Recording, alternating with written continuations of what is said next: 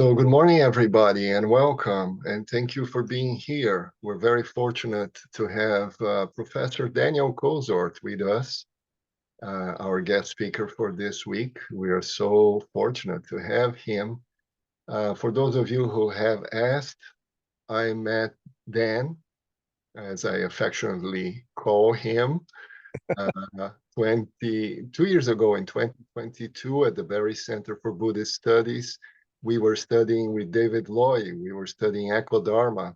Uh, uh, and at that time, the title of the program that David Loy was teaching talked about dangerous times.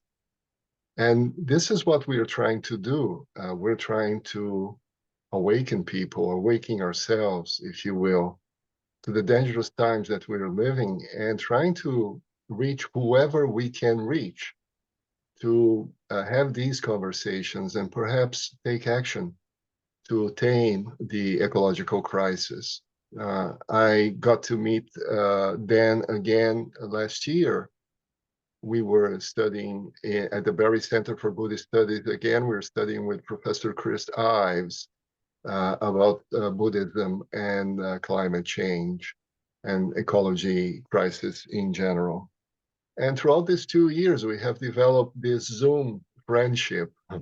We meet twice a month, either to talk about our lives or talk about the problems of the world, but also to read books together and to comment on books. We are currently reading Claire Brown's Buddhist Economics. It was a recommendation of Dan. Dan recommended this book, and we are learning a lot and discussing and enhancing our understanding of what's going on in this world of ours and how we can make it kinder for everybody and for the planet. So, without any further ado, I need just to do a simple thing here, and I'll hand the baton on to Dan. Dan, you're on. Okay. Well, good morning, everybody. Thanks for joining this again. I'm, as always, happy to be here. The main question is, how is Buddhism relevant to the climate crisis? And I'm stating here that there are three broad areas. One is countering mistaken views. That is, any view that holds that we are separate and independent from the rest of the cosmos. Secondly, modeling ethical behavior. I'll be going on to that today. And third, promoting social resilience, which I hope to be addressing on Friday. So in the first topic, countering mistaken views, I last time was going through 4 delusions that were identified by Thich Nhat Hanh, relying upon the Avatamsaka or flower garland sutra, which was important in East Asia. The first one of those was the delusion about having an independent and separate self. So there were a lot of things having to do with our self-conception and how damaging that particular self-conception could be. And then the second of these delusions was the delusion that somehow human beings are different from, all other living creatures, and that, has enabled us to basically control the planet and do what we want to with other species. So I've come to the point where, finishing that up, I wanted to go through some critiques of this human exceptionalist view. So I'll get back to the PowerPoint now so that I can kind of, put that in front of you. I guess everyone can see this now. Yeah, it's good, Dan. I still haven't figured out a way to get rid of all the pictures over on the right side of the screen, but it interferes a little bit with my ability to see, but I have some notes, so I'll just rely on those instead. Okay, so there are many ways that we might critique this attitude. One of the first being that we are, in fact, not a single being. In fact, in a human body, less than half of our cells are really human. The rest are viruses and bacteria, totaling as much as 40 trillion. So you get 40 trillion cells in our bodies that aren't human even. So you could say that we contain multitudes, or even that we are multitudes. Or preferably, I think, that we are ourselves ecosystems, consisting of different types of cells. We couldn't exist, of course, without these microbes in our body. They digest our food, they protect us from some diseases, they break down toxins and so forth. And our microbiome affects the development of our nervous system, our organs, and even our moods. And then I think it's interesting that if you look at the human genome, only about 2% of it encodes proteins, what we think of as ourselves. Much of the other 98% of our DNA is just evolutionary flotsam and jetsam, really the result of many millennia of the human battle with viruses. The point is, we can hardly regard human beings as a single entity when there's so much about us that's not really even human. Second point that might be made is that we've evolved in the same way as other animals through a process of natural selection. In fact, all life forms are descended from the same single-celled ancestor. So when Darwin and others demonstrated this in the 19th century, it horrified people. Newspapers were full of articles decrying the idea that we could possibly be descended from apes, right? But we are all taught about this in school, but I don't think very many of us feel kinship with the apes we observe behind bars and zoos. Or maybe you do. I know the first time I looked into the eyes of an ape, um, I saw there was a recognition there for me. Finally, a point that might be made is that we have co-evolved with other species, so we owe them, a lot of our features. Um, Evolution, is often described as a kind of arms race, where species have to evolve in order to survive whenever their competitors evolve. So in the case of human beings, it's been suggested that we developed our bipedalism, walking on 2 feet, in order to free our arms so that we could steal what remained of lion kills or hyena kills. And that we developed sharp eyesight because, having descended from the trees due to climate change in the past, we now had to look out for poisonous snakes in the grass. And we became long distance runners. We're the best because that was a way to hunt down antelope and so on. And then our species, of course, also involved with conjunction with other hominids, such as the Neanderthals. Let's see.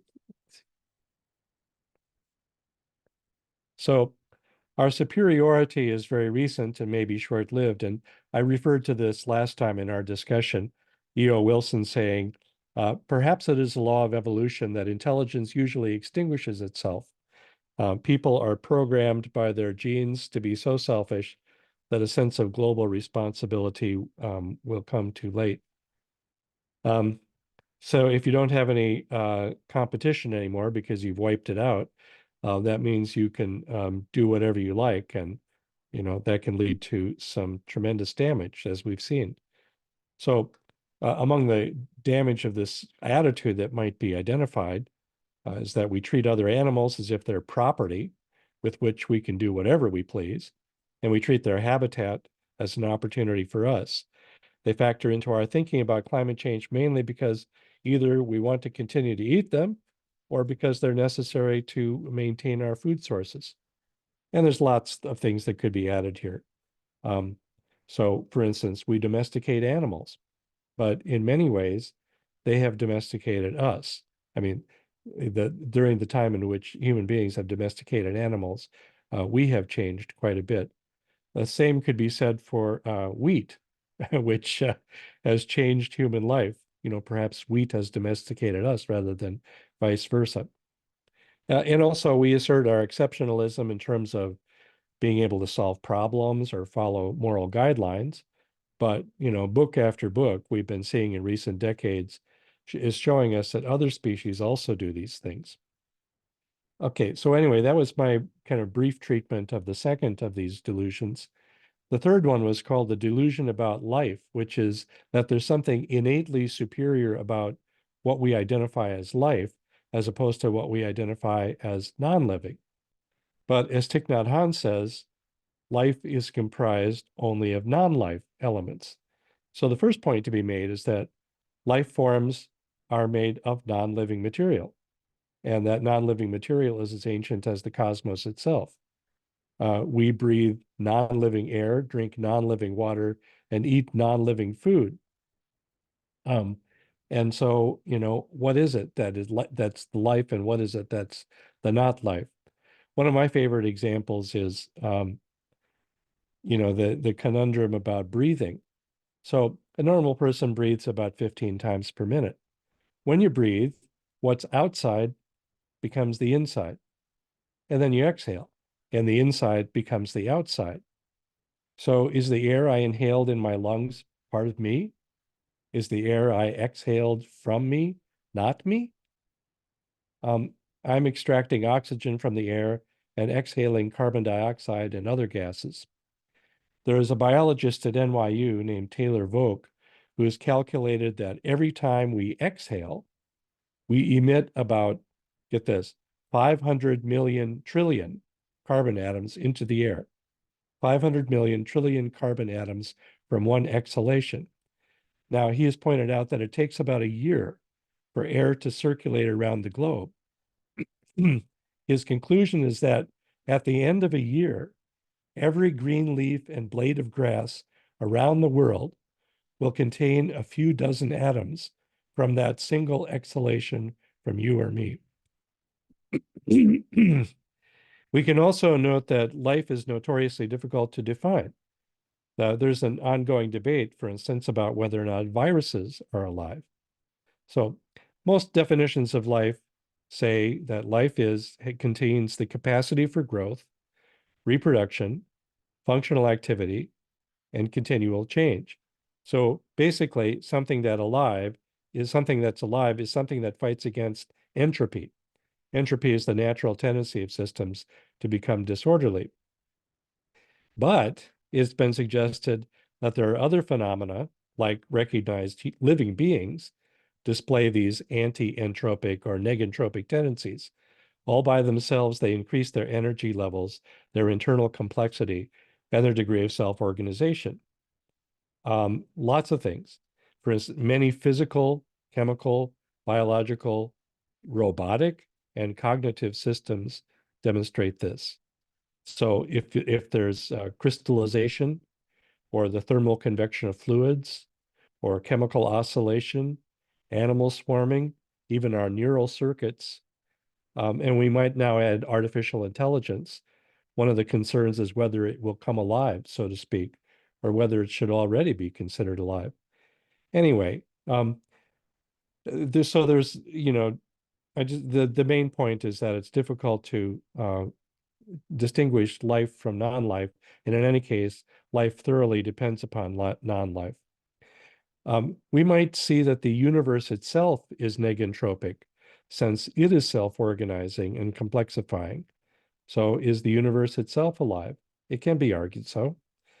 So too is any human culture or aspects of that culture, such as music or religion or even mathematics. It may seem very strange to call these things life, but on the other hand, it casts doubt upon our assumptions about the uniqueness of life. Another point that might be made is that human beings are slowly becoming technobionts, so reliant upon electronics and other technologies for much of our waking life that these non-biological things are functionally becoming part of us. So the damage of this delusion is obvious. When we valorize life and dismiss the rest as mere stuff, we invite environmental degradation. Pollution of the air and the water and the land becomes important only insofar as it affects human existence. So we give property owners the right to destroy mountains, divert rivers, and turn productive land into desert. You might be familiar with a 1949 book called Sand County Almanac, written by Aldo Leopold.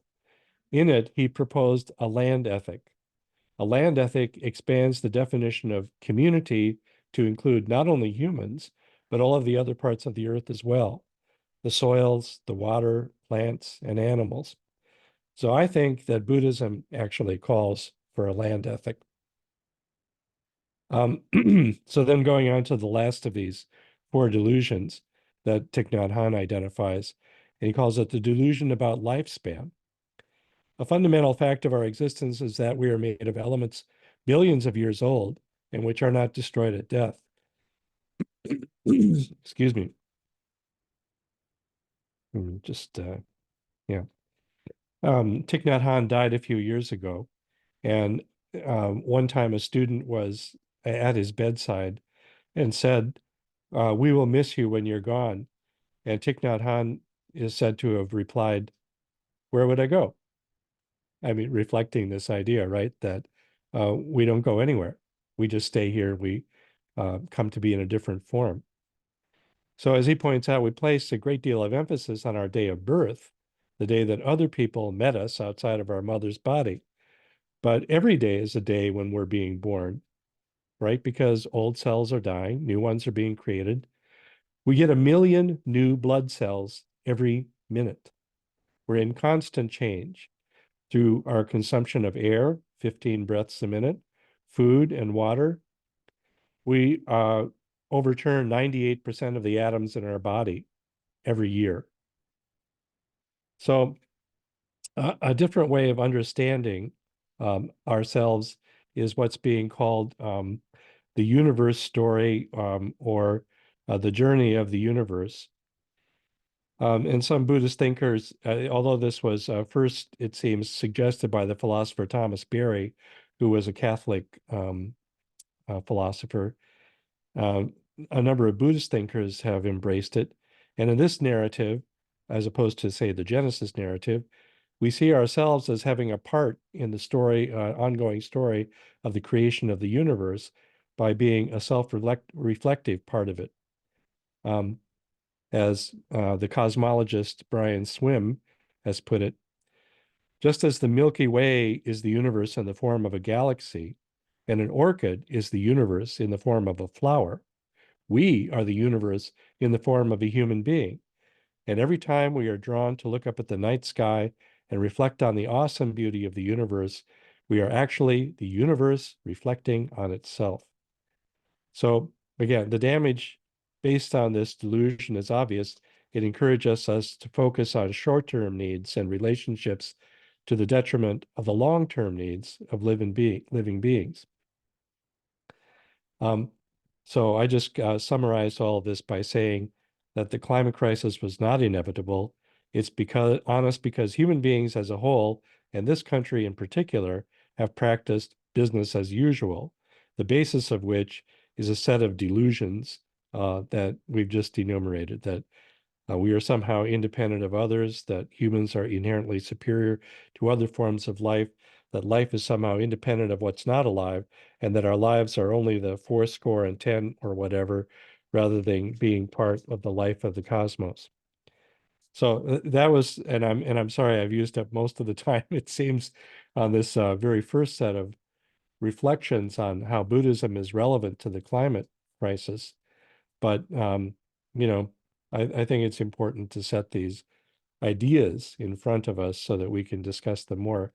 The other two sets of reflections having to do with ethical behavior and promoting social resilience might be a little more obvious. So let me go on to that then now. So talking about modeling ethical behavior, um, there are different types of ethics in Buddhism that they've been delineated this way. Um, there's the ethics of discipline. All Buddhist lay people, monk or I mean, and monks, of course, too, take the precepts, the 5 precepts, and those have an emphasis on individual behavior. So that's common to all Buddhist traditions. Then you could identify an ethics of virtue, which is to develop the Brahma Viharas or sublime abodes of love, compassion, sympathetic joy, and equanimity. This is emphasized particularly in the Theravada school of Buddhism, but also found in Mahayana Buddhism, of course. And then there's the ethics of altruism, which calls for service to others, which is what Mahayana Buddhism is famous for.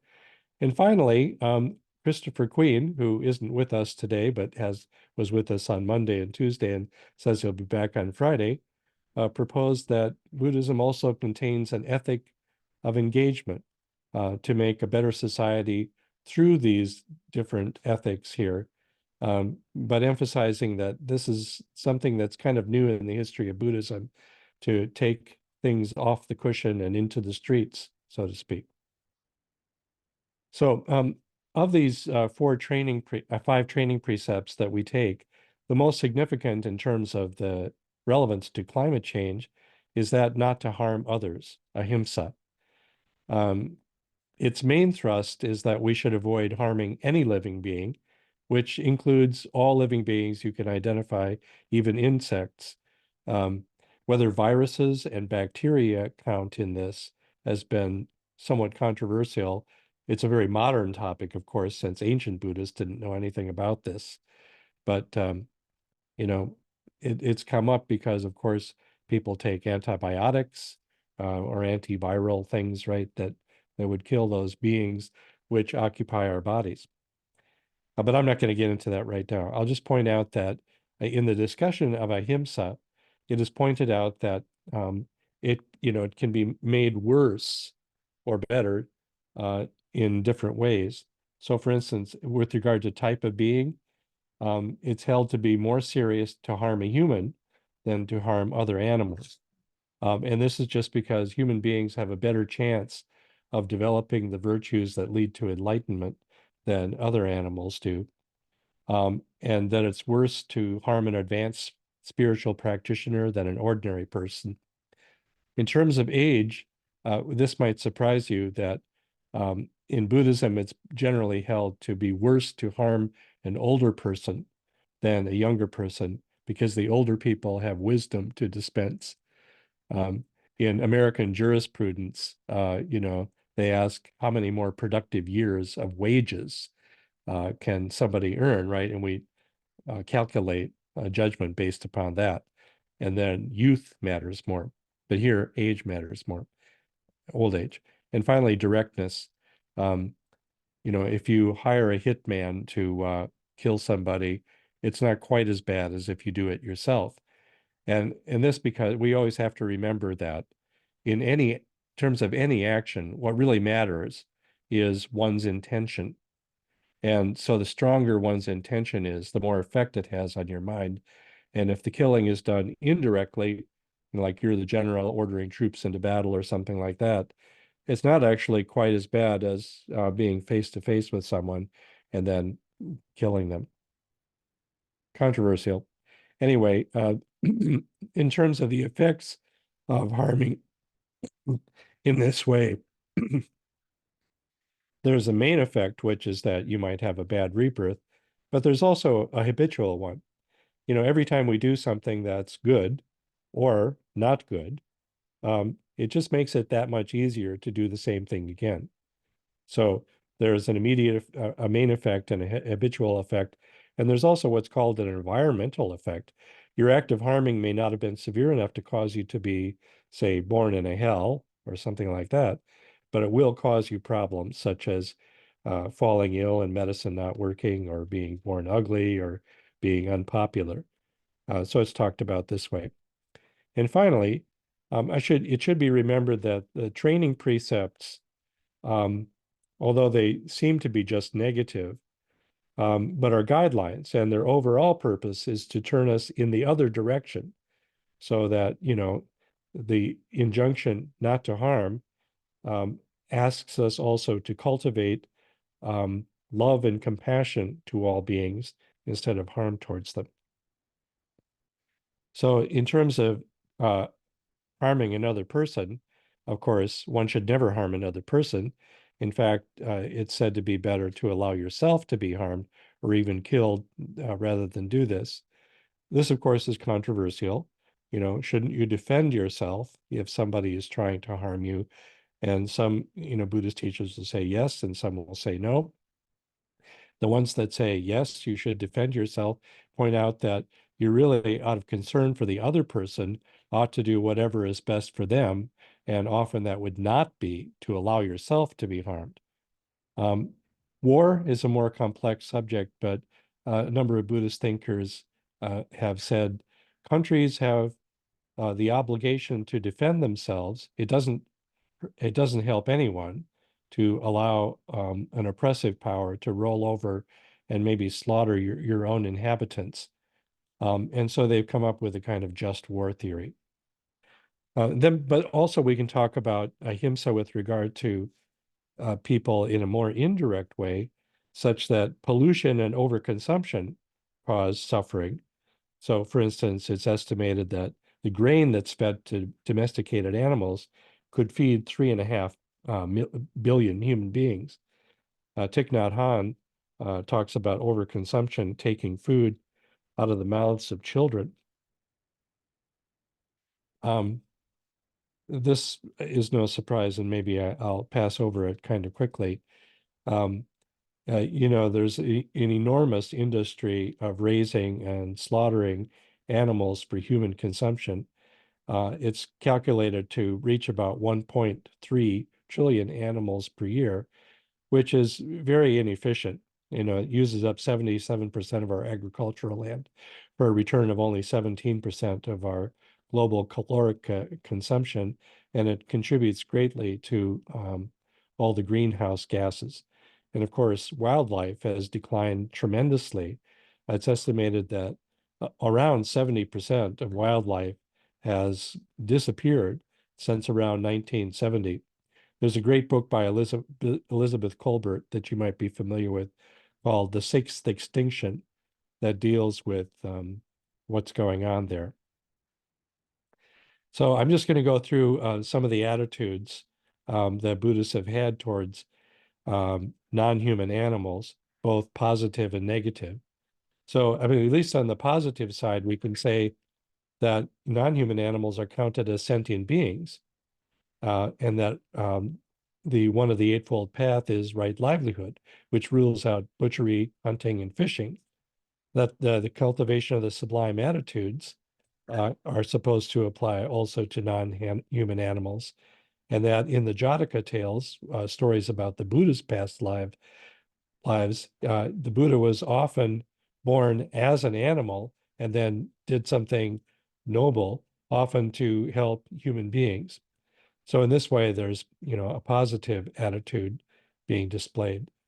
On the other hand, being born as an animal has always been termed an unfortunate destiny. That if you're an animal, you're stupid and you live a life of fear. This may not really be true, but that's the way it's been portrayed. And therefore, a kind of hierarchy is natural.